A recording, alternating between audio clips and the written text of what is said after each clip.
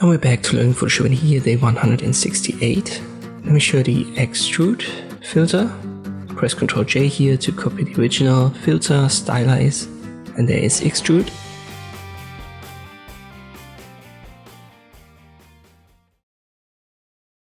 You have two parameters to adjust numerically, the size and the depth. And these are the most important because they determine the size of your blocks or pyramids and the depth, so how far they are getting extruded. We make that 50 and 50, and I confirm.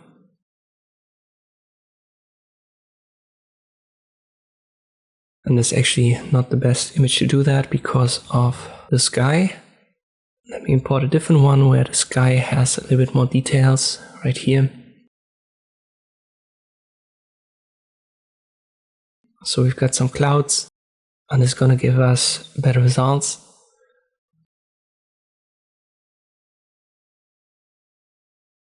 Again, I press Ctrl J to copy it. I go to filter, use Alt Ctrl F. That's the last filter that's used. Again, I use 50-50 and blocks. And here you can see that. So way better results. And it looks kind of like a Minecraft inspired design. The other type is pyramids, and this sharpens the edges.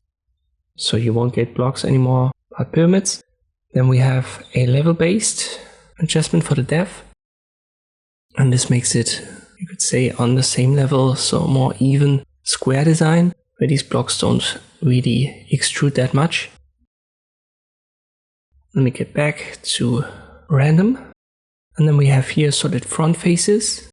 It's going to wash it out a little bit and give it more like a pixel based result. And the final option down here, mask incomplete blocks. That's a minor detail for the effect that I've used in the thumbnail.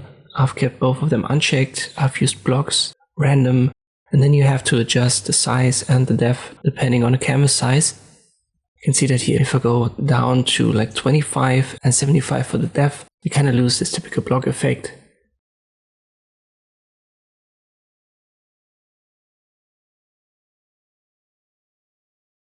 Because the individual blocks have now become too small for the canvas size.